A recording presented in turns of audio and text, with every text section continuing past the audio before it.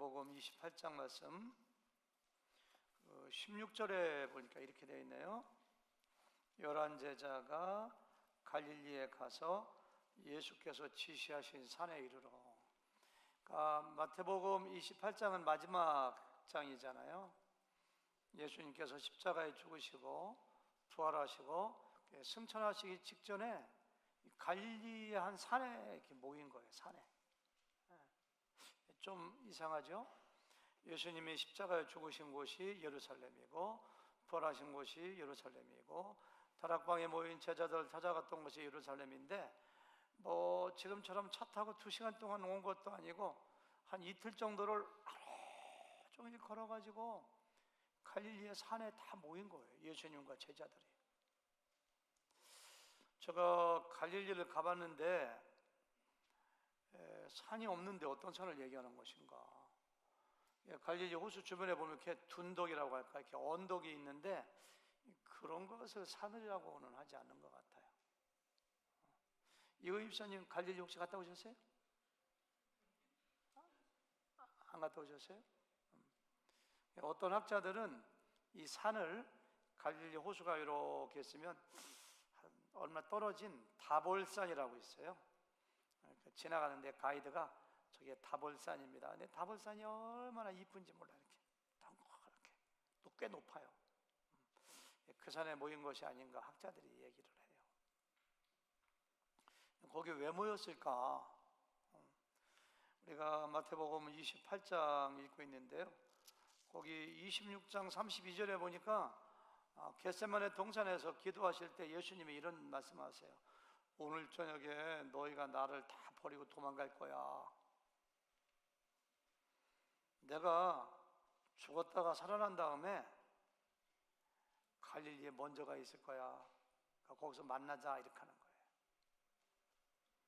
거예요. 어떤 남녀가 오랫동안 연애하다가 피치 못할 사정으로 헤어지게 되면은 우리 나중에 50년 후에 할머니 되면 어떤 다리에서 만나, 이렇게 얘기하는 것처럼, 혹시 그렇게 약속하신 분이 있으면 손 들어보세요. 그런 것처럼 예수님께서는 내가 십자가에 죽을 텐데 내가 살아나면은 갈릴리 그 산에서 만나, 내가 먼저 가 있을 거야, 이렇게 하세요. 예수님이 십자가에 죽으신 다음에 무덤에 장례질 했을 때 막달라 마리아가 제일 먼저 찾아갑니다.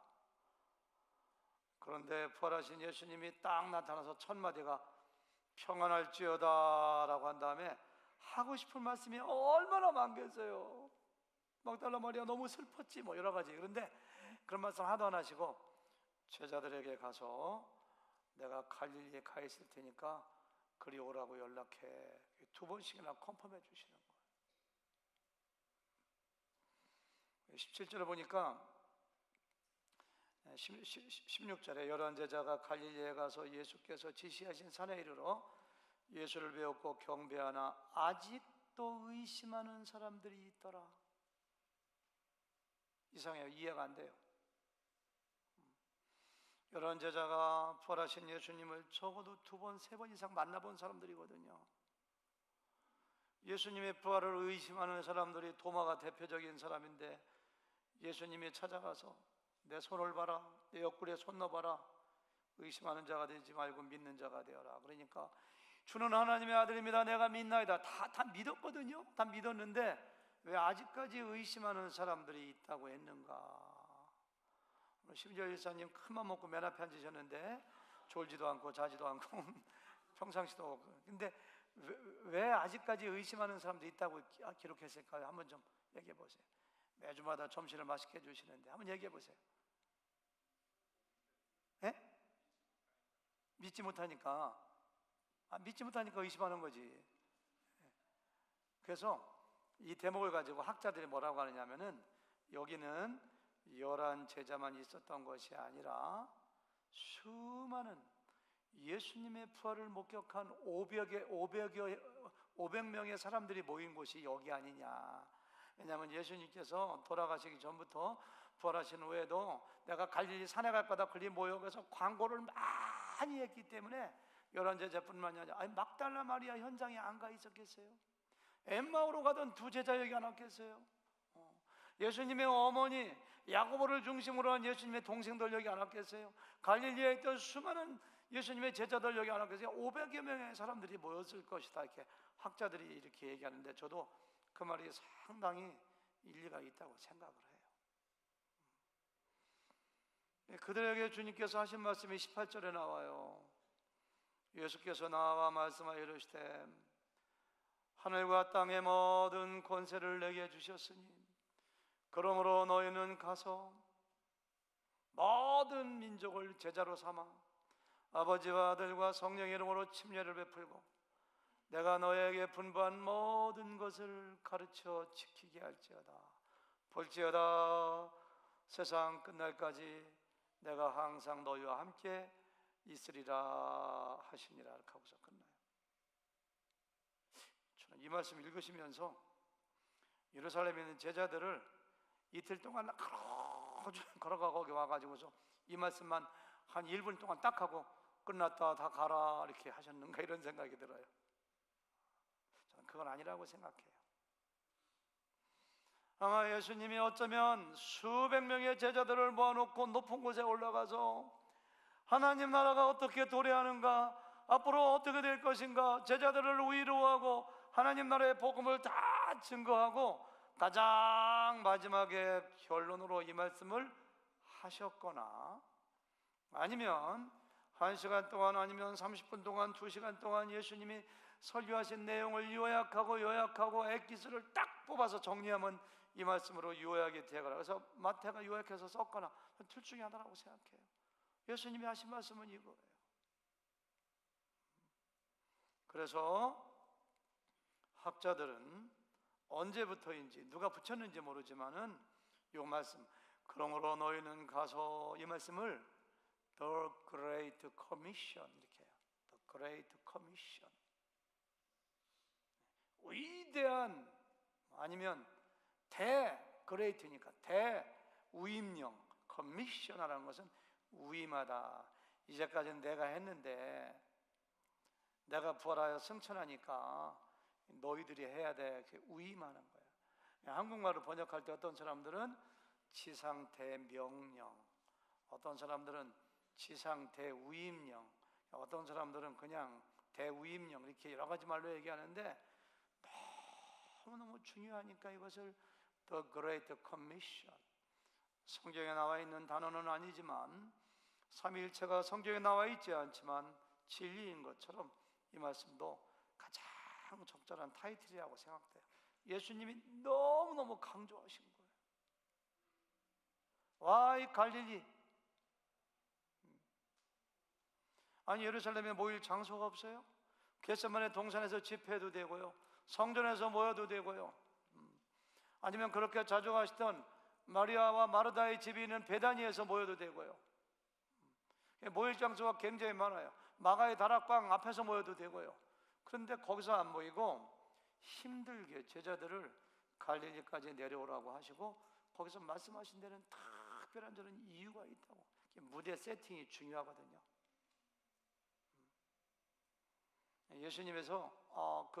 예수님의 입에서 무슨 말을 하느냐도 중요하지만은 어떤 시간대에 어디에서 어떤 세팅 가운데서 말씀하셨는가가 어쩌면 더 메시지가 큰지도 몰라요. 갈릴리는 예수님의 고향이고 제자들의 고향입니다. 갈릴리는 예수님께서 사역을 처음 시작한 곳입니다. 12 제자를 모은 곳입니다. 거기에서 산상수훈을 말씀하셨고 그 무리를 걸으셨고 거기서 오병이어의 기적을 베푸셨고 제자들을 수많은 이적과 기적을 통해서 훈련시키셨고 하나님 말씀을 가르치며 제자를 훈련시키신 그 장소예요. 그 장소. 거기에서 이 말씀하셨죠. 그러므로 너희는 가서 모든 민족을 제자로 삼아, 이렇게. 그 이유가 무엇이냐? 저는 이런 의미가 있다고 생각해요. 3년 전에 내가 너희들을 수많은 사람들 가운데서 제자로 삼아 함께 훈련하고 동고동락하며 기적과 이사를 보여주며 너희들을 제자로 삼은 이유가 뭔지 아느냐? 바로 이거야. 이제야말로 내가 승천할 테니 너희가 나를 대신하여 모든 민족을 제자로 삼고 그들을 가르쳐 지키게 하고 침례 주어야 돼. 예수님이 제자로 삼았던 이유, 예수님이 그들을 훈련시킨 이유, 예수님이 승천하시기 전에 그들에게 마지막으로 가장 위대한 명령을 주는 것이기 때문에 학자들은 이것을 17세기인지 18세기인지 언젠지는 모르지만 이걸 학자들이 발견해서 The Great Commission 이렇게 이름을 붙인 것 같아요. 물론 이 말씀을 하시고 나서 바로 승천하신 거 아닙니다. 누가복음 24장에 보니까 예수님이 베다니로 나가서 거기서 승천하셨다고 했거든요. 이 말씀 하신 다음에 예루살렘 다시 돌아오셔가지고 또 사역을 감당하시고 하나님 나라의 일을 전하다가 나중에 승천하셨음에 틀림없습니다만은 이 이야기를 하기 위해서 베다니에서 대형 집회를 하신 거예요. 집회를. 그래서 우리는 이걸 대위임령이라고 이렇게 말씀을 하시는 거예요.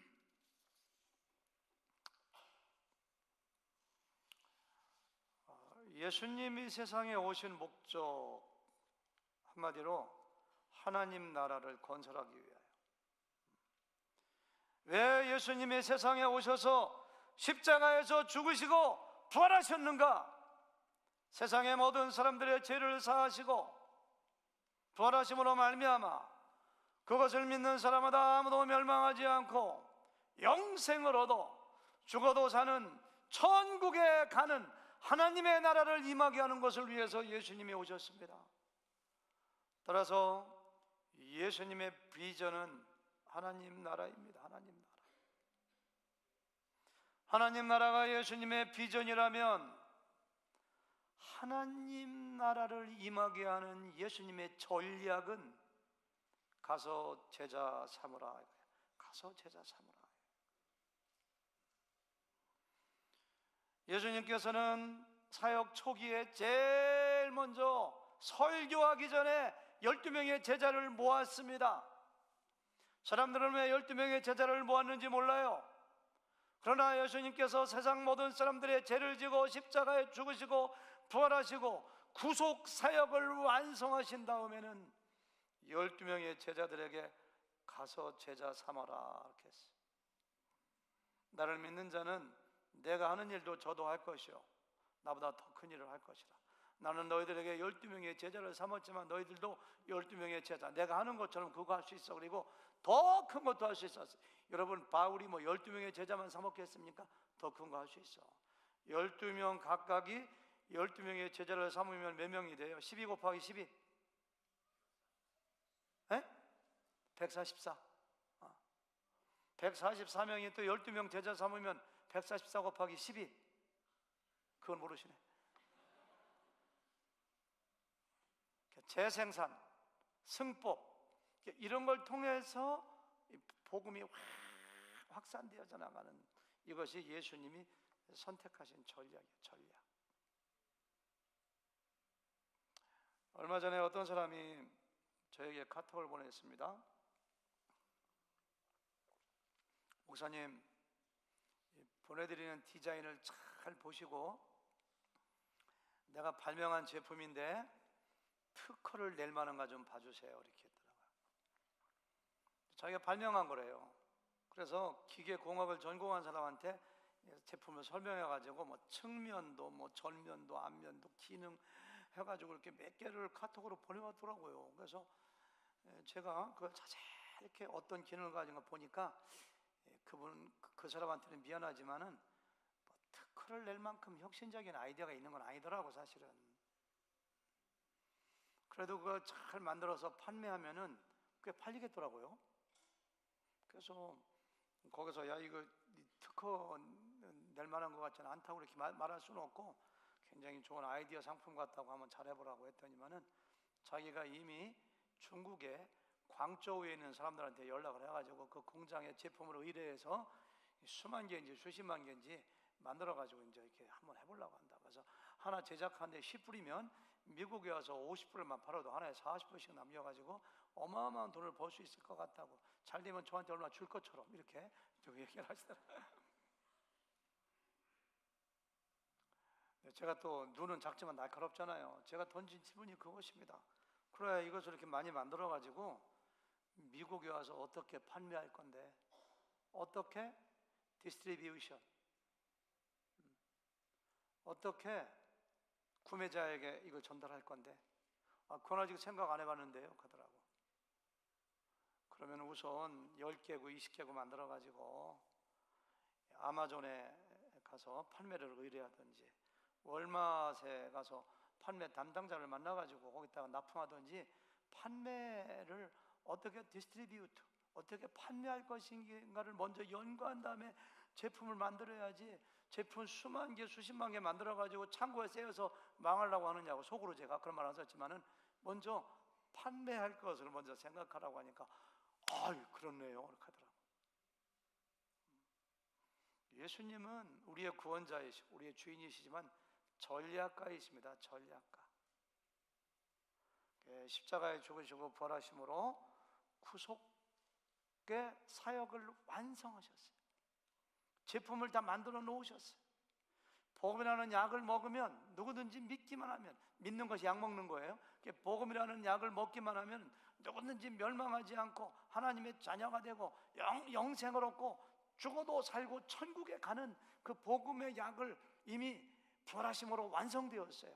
이 제품을 어떻게 가서 판매할 것이냐, 어떻게 모든 열방, all nations, 모든 민족, all tribes, 모든 족속에게, 모든 나라에게, 다가오는 영원한 세대에게 이 복음을 어떻게 판매하고 어떻게 전파할 것이냐.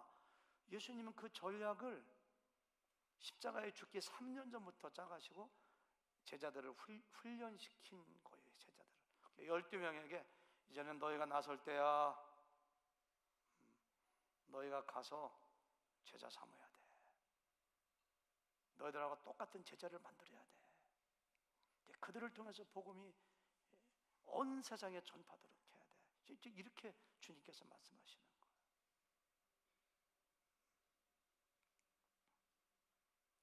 굉장한 위임령이죠. 굉장한 거예요 사실은. 제가 여기까지 생각한 다음에 던지는 질문이 있습니다. 제자 삼는 게 얼마나 어려운데, 제자 삼기 위해서 아프리카도 가고 도미니카도 가고, 제자 삼기 위해서 저같이 목사도 되고 우리에게 목자도 되고.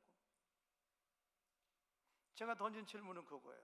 하나님은 전능하신 분이고 하나님은 전지하신 분이고 수억이나 되는 천사들을 거느리신 분인데요, 천사들한테 시키지 이걸 왜 우리한테 시켰나. 그러나 어떤 사람이 잠자고 있을 때 천사가 택한 사람에게 꿈에 나타나서 너 예수님 믿어라 이렇게 해서, 그러면 깨어나서 다 믿게 하면 얼마나 좋아, 구원하기도 쉽고. 근데 왜 우리 같은 사람한테 이걸 시켰을까? 이것이 제가 던지는 질문입니다. 이거임 집사님 어떻게 생각하세요?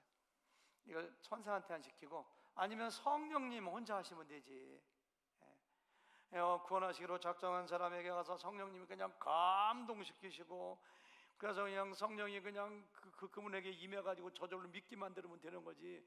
왜 우리같이 무능하고 연약하고 누가 찔르면 죽고 안 먹으면 배고프고 힘든 우리에게 이걸 시켰는가? 이걸 어떻게 생각하세요? 이거 임사님.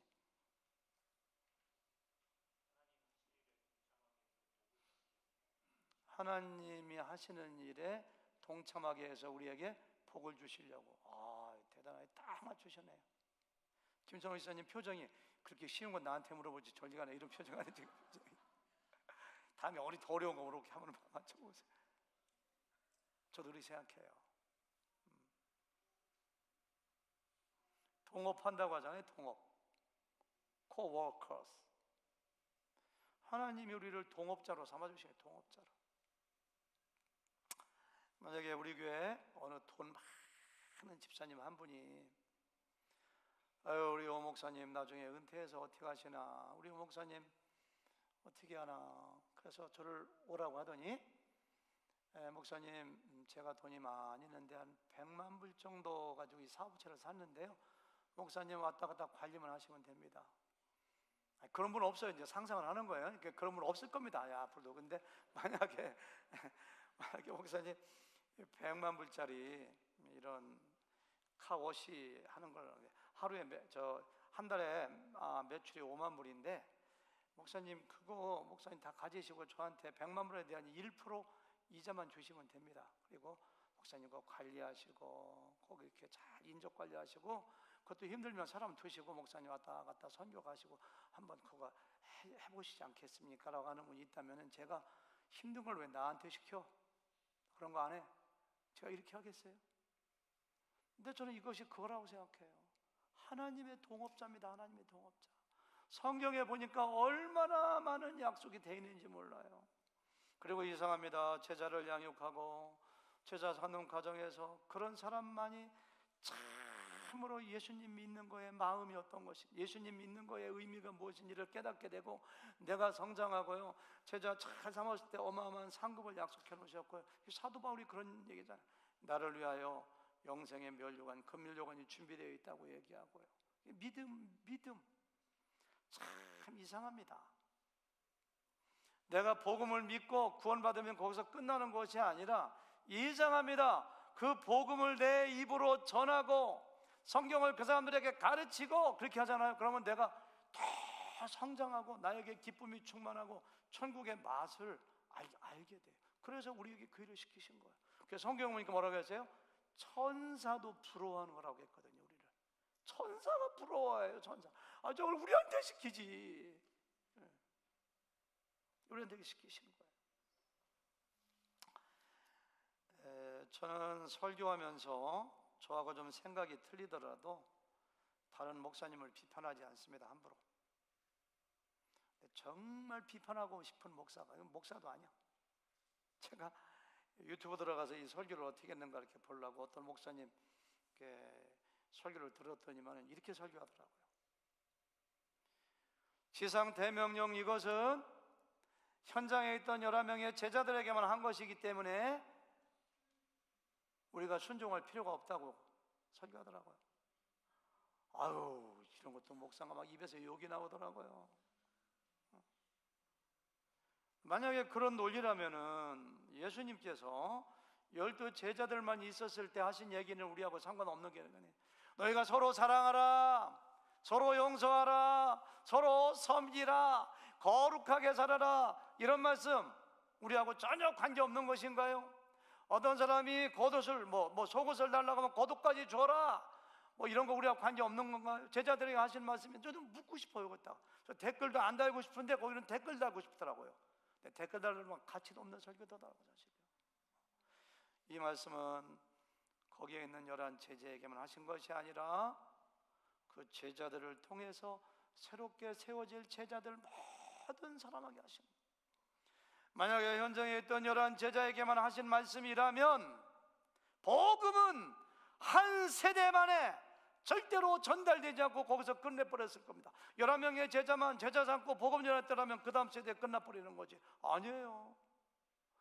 오고 오는 모든 세대들에게 제자를 삼으라고 주님께서 명령하시는 것이 바로 이 말씀이에요. 사도 바울 현장에 없었습니다. 현장에 없어요. 예수님 안 믿었으니까. 근데 사도 바울을 보세요. 전 세계 그리스에, 터키에, 로마에 다니면서 디모데를 제자 삼고 디도를 제자 삼고 브리스가와 아굴라를 제자 삼고 수많은 예수님보다 더 큰 일 하셨어요. 십자가에 죽으신 건 아니지만은, 그러니까 대속의 죽음을 죽으신 건 아니지만 얼마나 많은 제자를 삼아서 교회를 얼마나 많이 세우고요. 디모데가 또 나가서 목회하고 디도가 가서 또 사람들을 제자 삼고 그런 일을 여기서 감당한 것을 우리가 볼 수가 있습니다. 기억하세요. 사도직은 절대로 반복되지 않습니다. 가룟 유다 대신 뽑힌 마띠아를 포함해서 12명의 사도, 바울을 포함해서 13명의 사도 외에는 절대로 사도가 없어요. 자, 옛날에 대학교 1학년 때 기도할 때는 뭘 모르니까 하나님 저로 하여금 사도가 되게 해주세요. 그냥 소리질러 엄청나게 기도했네. 신학대학 가려고 할 때 제가 하나님 저 사도가 되겠습니다 막 했는데 사도직은 그 13명으로 딱 끝났어요. 더 이상 반복되지 않아요.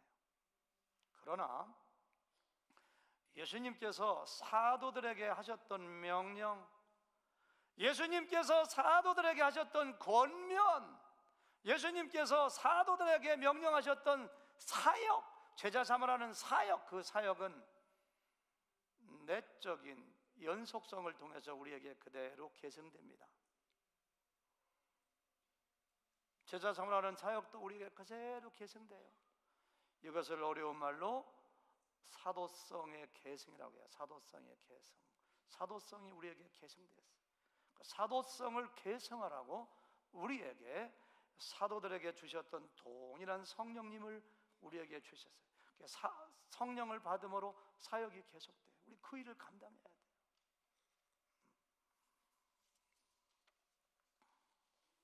따라서 가서 제자 삼으라는 이 명령 앞에서 자유로운 성도는 한 명도 없습니다. 여러분들이 예수 믿고 구원받아 하나님의 자녀가 되었습니까? 여러분들이 예수 믿고 구원받아 주님의 제자가 되었는가요? 그렇다면 가서 제자 삼으라는 이 명령을 개인적으로 받아들여야 돼요. 우리 교회가 제자 삼는 교회가 되어야 됩니다. 제자 삼으셔야 돼요. 제자 삼기 위해서 네 가지 툴을 말씀하시는데요. 첫 번째 툴이 가라는 거예요. 가라. 나오죠? going, 가라. make disciple. 지난주에 우리 허질 목사님이 주동사가 제자 삼는 거라고 말씀하셨는데, 제자를 삼기 위해서는 제일 먼저 가야 돼요. 가야 돼요. 그렇다고 여러분들이 지금 제자 삼기 위해서 가게 팔고 직장 사표내고 다 아프리카로 도미니카로 저 유럽으로 다 가라는 얘기가 아니라, 그런 의미도 있지만 때에 따라서는 지역을 벗어나야 돼요. 그런 의미도 있지만은 어쩌면은 내가 편안하고 안락하고 안주하는 삶의 자리에서 일어나서 불편하고 힘들지만 제자 삼는 그곳으로 가라는 저는 이야기라고 생각해요. 2주 전에 우리 교회 목장을 재편성한다고 목회자 칼럼 쓰고 그렇게 하니까요, 여기저기서 비명소리가 납니다. 그동안 8년을 정들었는데 이제 가면 언제 오나? 우리가 헤어지면 다시 만날 수 있는가? 내가 새로운 목장 갔는데 내가 정말 함께하기 싫은 사람 같이 있으면 어떻게 하나? 그런 소리가 저에게 막 들려요. 비명소리들이. 제자의 가는 자세가 아닙니다. 그것은 같은 교회에서 목장에서 목장 가라는데도 못 가는 사람이 아프리카는 나중에 어떻게 가겠어요? 전도하러 복음 전하러 어떻게 가겠어요? 여러분 먼저 떠나는 연습, 가는 연습을 먼저 해야 돼요. 꼭 가셔야 돼요. 가셔야 돼요. 어느 시기가 되었을 때 예수님께서, 성령께서 여러분들에게 어디로 가라, 복음 전하라 가라 그렇게 말씀하실지 몰라요. 가야 돼요. 가야 돼요. 두 번째 툴은요, 아버지와 아들과 성령의 이름으로 침례를 베풀라. 침례는 구원을 받기 위해서 침례 주는 게 아니에요. 믿고 이미 구원받은 사람에게 침례 주는 거거든요. 침례를 베풀라, 그 얘기는 복음 전하여 구원받게 하라 그거예요. 주님의 제자는 반드시 입으로 복음을 전해야 돼요. 예수님 믿으세요 이렇게 전해야 돼요. 아마 여러분들 교회 나와서 예배 드리시는데요, 누구든지 간에 처음에 누군가 나에게 복음을 전해준 분이 다 있습니다. 우리 김진성 집사님은 어떻게 해서 처음에 교회 나오시게 되셨어요? 누가 이렇게 복음 전해주셨어요? 오래전이라 생각이 안 나요? 6.25 전이라? 네? 누군가 전해주셨지 그러죠? 초등학교 5학년 때 외삼촌이 진성아 나하고 같이 교회 가자, 너 예수님 믿어라 이렇게 하셔가지고서는 간 거예요. 심지어 교회 가자, 그것도 저는 복음 전하는 거라고 생각해요. 왜? 교회 가면 복음이 있으니까. 누군가가 복음을 전해서 인바이팅, 저기 있잖아요, 초청한 거야. 교회로 초청해가지고 복음을 들을 수 있는 기회를 줘가지고서 그때 내가 침례받아. 이 주님의 제자가 그 일을 해야 되는 거예요. 세 번째는 뭐라고 했냐면은 가르쳐라 이렇게 했어요. 가르쳐라. 가르쳐라 이렇게 했어요. 주님의 제자란 예수님께 배우는 사람이요, 동시에 내가 배운 것을 다른 사람들에게 가르치는 사람이에요. 가르치는 사람. 입을 열어 가르쳐야 돼요. 디모데후서 2장 1절 말씀 같이 읽어볼까요? 다 같이 시작. 내 아들아, 그러므로 너는 그리스도 예수 안에 있는 은혜 가운데 강하고 또 내가 많은 증인 앞에서 내게 들은 바를 충성된 사람들에게 부탁하라. 그들이 또 다른 사람들을 가르칠 수 있으리라. 바울은 예수님께 직접 배웠다고 했어요. 갈라디아서 보니까 내가 예수님께 계시를 받았다. 바울은 디모데를 가르쳤어요. 디모데는 내게 들은 바를 충성된 사람에게 가르쳐라. 그들이 또 다른 사람들을 가르치는 거, 복음의 전수, 이것이 우리 가운데 반드시 일어나야 돼요. 어떤 사람들은 성경은 함부로 가르치면 안 된다고 생각한 사람이 있습니다. 이게 잘못된 것입니다. 무슨 성경이 대단한 비밀 문서이거나 비밀 코드가 있어가지고 신학대학을 나오고 목사가 되고 박사학위를 받은 사람만이 가르치는 성경책이 아닙니다. 저한테 설교 듣고 그대로 누구한테 딜리버리하는 게 가르치는 거예요. 제자훈련 시간에 배웠고 내가 은혜 받았으면 누구 딴 사람에게 전달하는 것이 가르치는 거예요. 주님의 제자는 가르치는 사람이어야 돼요. 가르치는 사람. 우리에게 처음 나오셔가지고 제자훈련 첫 번째 1스텝, 세컨 스텝, 서드 스텝 다 참석하시고 저하고 12주 동안에 사역자 훈련 참석하셨으면요, 성경을 혼자 읽고 관찰하고 해석하고 다 가르칠 수가 있습니다. 우리 교회 집사님들 그런 분들 많아요. 어떤 분은 저하고 훈련 받고 나서 성경을 연구하는 방법을 배워가지고 사무엘 상도 가서 가르치고 그 준비해 온 거지 이렇게 체크해 보면은 정확하게 해석해요. 어떤 사람은 사도행전도 가르치고 앞에 앉은 조천일자는 에베소서도 이렇게 잘 또 가서 가르치고 사무엘 하도 가르치시고 가르치는 거예요. 어떤 사람들은 세상에 어떻게 이렇게 평신도가 가르치냐? 아니에요. 주님께서 말씀하신 거예요. 골로새서 3장에 보니까요, 같이 한번 읽어볼까요? 16절 다 같이 시작. 그리스도의 말씀이 너희 속에 풍성히 거하여 모든 지혜로 피차 가르치며. 피차 서로 가르치는 거예요. 서로 목장에 가서 내가 큐티하자 은혜 받은 거, 목사님이 설교 듣고 성령께서 나에게 말씀해 주신 거 서로가 다 가르쳐요. 거기서 성장하고 거기서 제자로 양육되어지고 가르치는 걸 소홀히 하면 안 됩니다. 전 여러분들이 모두 가르치는 사람 됐으면 좋겠어요. 목장에서 가르치고 나중에 특별히 내가 어떤 성경 연구하고 저한테 검증받고 저하고 좀 이렇게 좀 체크해 본 다음에 가서 막 가르쳐 보세요. 가르칠 때 내 신앙이 막 성장합니다. 제자가 그거 하는 거예요. 마지막 네 번째 보니까 뭐예요? 가르치는 거 끝나는 것이 아니라 뭐예요? 지키게 하라. 제가 교직에 7년에 있었는데요. 7년 동안 있었는데요.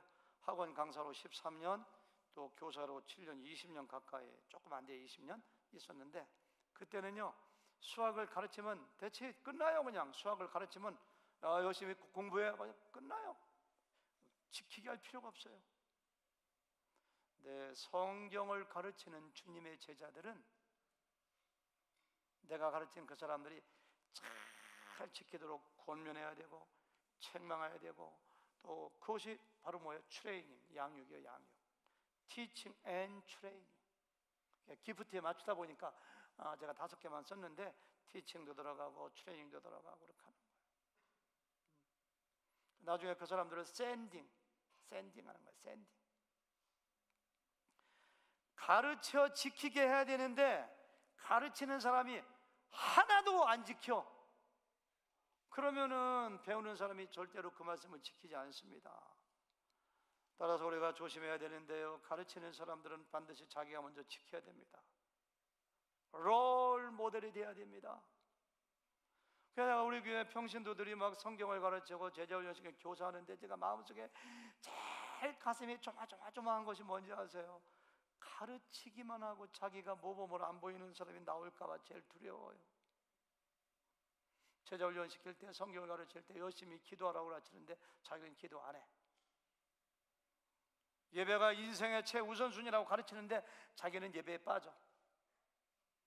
그런 사람들이 어떻게 가르칠 수 있겠어요? 그래서 이 말 가운데 주님의 제자는 먼저 자기가 행하는 사람이 돼야 돼. 행하는 사람. 제가 지금 5가지 얘기했는데요, 이거 외에 굉장히 많습니다. 예수님이 12명의 제자를 뽑아가지고 제자 훈련시킬 때 마르다와 마리아 같은 사람들은 예수님 예루살렘에 올 때마다 자기 집에서 주무시게 하고 먹을 거 주시고요, 마가 요한의 어머니는요 자기 집 다락방에서 날마다 모이라고 말씀하셨고요, 막달라 마리아 같은 여자들은요 예수님의 쓸 것을 물질로 항상 도와주셨고요, 어떤 사람은 어린 나귀 새끼를 예수님께 드렸고요. 그러니까 예수님이 제자 훈련하는데 수많은, 그래서 맨 마지막에 샌딩만 썼는데 뭐도 들어가야 돼? 사실 서빙도 들어가야 돼요. T가 2개입니다. Teaching and Training, 그리고 Serving and Sending, 서빙 이런 거. 어느 한 사람이 이거 다 하면 좋지, 근데 그런 팔방미인이 많지 않아요. 사도 바울도 자기가 복음 증거하고 그 사람들을 가르치고 이 양육하고 파송하면서도 얼마나 주변에 돕는 사람들이 많이 있는가요? 누가 같은 사람, 디모데 같은 사람, 바나바 같은 사람, 아무것도 하는 거 없는 것 같은데 날마다 같이 다녔잖아요. 따라서 여러분들이 교회 나와서 부엌일을 하건 청소를 하건 꽃꽂이를 하건 무엇을 하든지 간에 의미를 가서 제자를 삼아 그들을 훈련하여 파송하는데 모든 사람들이 합력하여 손을 이루는 것. 그런데 꼭 해야 될 것이 2가지 추천을 한다면 복음 증거하는 거, 가르치는 일을 다 했으면 좋겠어요. 교회에서 교사로 세워줘야지 말이지. 아니에요. 목장 가서 가르치, 목장 가서 나누는 게 가르치는 거예요. 이게 저는 제자 삼는 거라고 생각해요.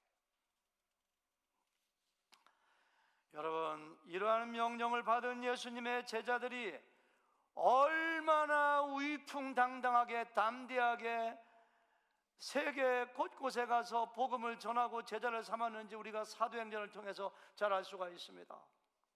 베드로와 요한이 제9시 기도 시간에 성전에 올라가다가 나면서부터 안전병에 된 사람을 고쳐줍니다. 시기하고 질투하는 사람들이 그 베드로와 요한을 잡아가지고 감옥에 가두고 재판합니다. 여러분, 그 자리는 죽을 수 있는 자리입니다. 발발발 떨면서 다시는 안 그럴게요, 용서해 줘, 이렇게 해야 될 자리예요. 근데 뭐라고 하는지 아세요? 그 사람들이 다시는 예수의 이름으로 전하지도 말고 가르치지도 말아야 돼. 그러면 죽어, 알았지? 이렇게 하니까 베드로 요한이 뭐라고 하는지 아세요? 너희 말 듣는 것이 옳은가, 하나님 말 들은 것이 옳은가 좀 판단해봐라, 이렇게 해요. 대단한 기계입니다.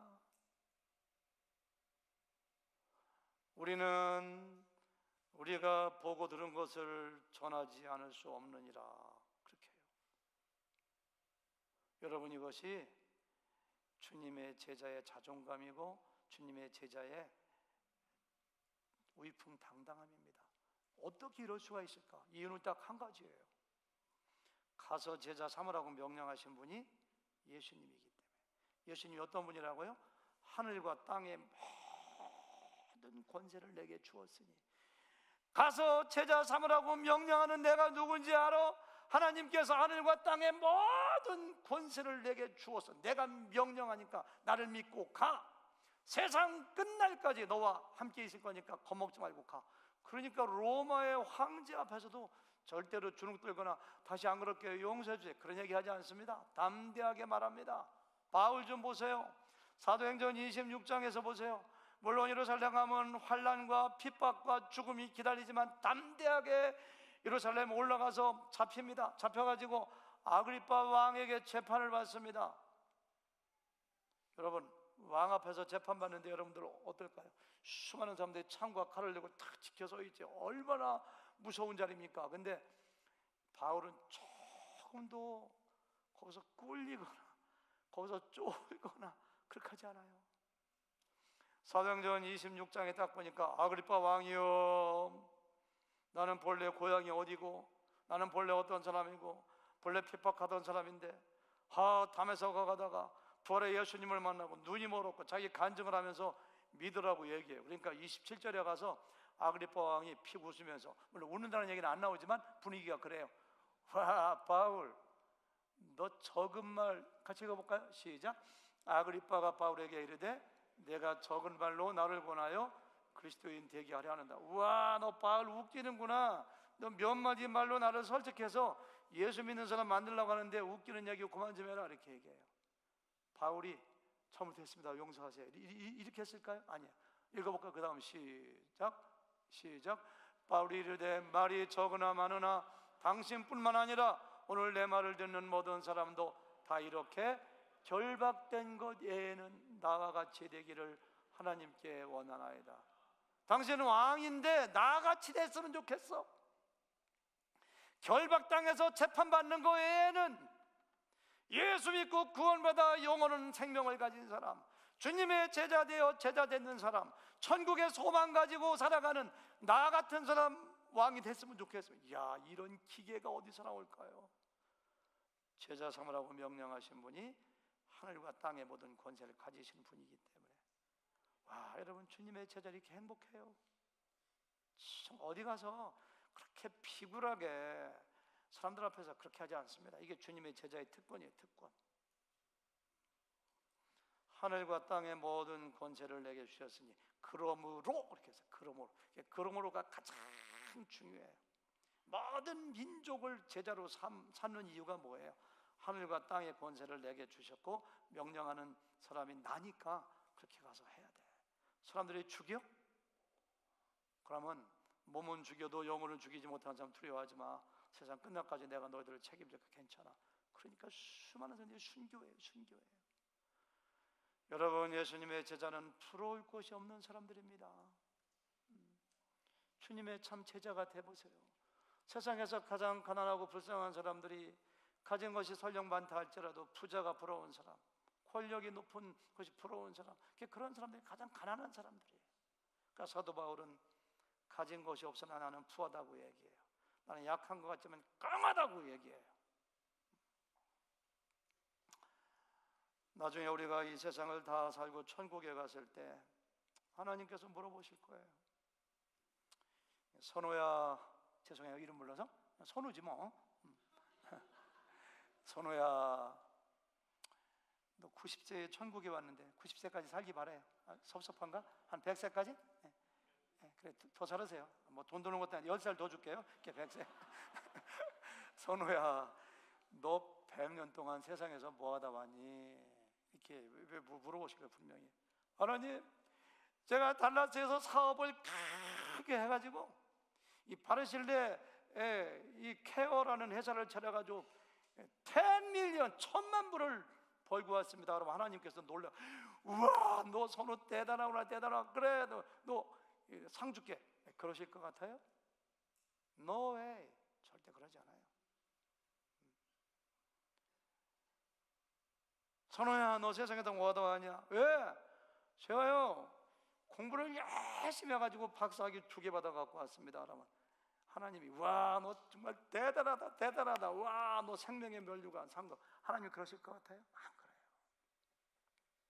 선호야, 너 뭐 하다 왔냐? 예, 제가요, 열심히 정치하고 인기가 얼마나 올라가면 명성을 얻고요, 제가요 정말 장관도 하고 국회의원도 하고 사람들이 저를 보고 얼마나 박수치고, 제가 정말 수많은 권력의 자리에 올라가서, 와, 너 정말 능력 있다, 대단하다, 선호 대단하다, 그래서 상급 줄 것 같아요? 하나님 그런 거에 별로 관심 없어요.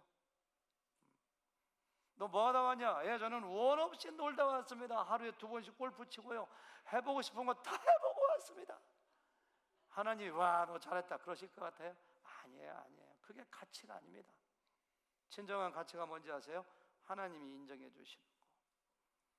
한 생명을 구하기 위하여 독생자를 주셨는데 그 복음의 약을 우리가 정말로 전하면 딜리버리 하면서 나를 통하여 영혼이 구원받고 제자로 세워지고 그 제자가 또 다른 제자를 키운다면은, 와, 수고했다, 착하고 충성된 종아. 그래서 우리에게 상급을, 이게 가치예요, 가치. 제자 삼는 사역에 여러분들 헌신하시고, 그것이 가장 귀한 가치입니다.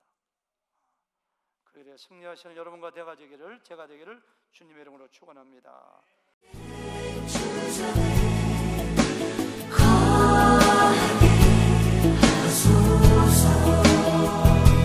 주의